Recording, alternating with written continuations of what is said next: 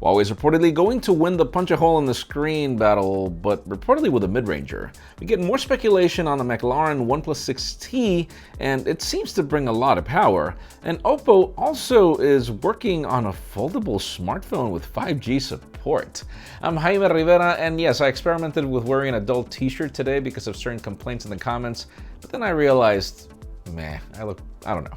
This is Pocketnow Daily, sponsored by Swappa.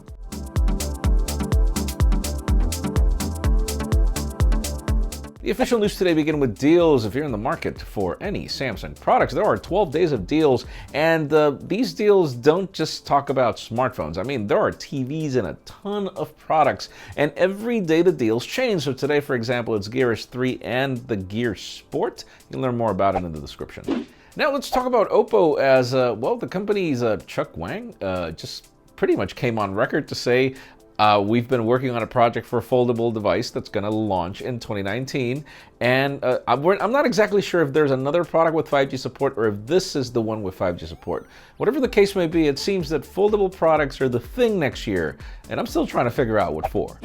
And let's talk about the Apple Watch Series 4. For those of you that have wanted that ECG feature that was not launched initially, it seems to be part of watchOS 5.1.2. The beta is already out, and apparently it brings it, but there's no guarantee that it'll actually launch even if it's in the beta, so stay tuned for that.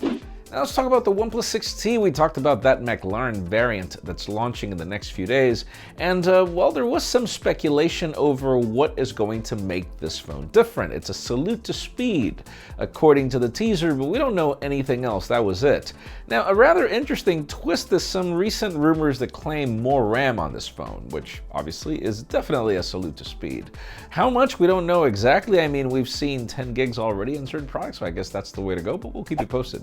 And finally, the hot news today have to do with Huawei and punching a hole in a smartphone to be able to give you a selfie camera. As we heard that the company was going to launch it first, set your calendars December 4th.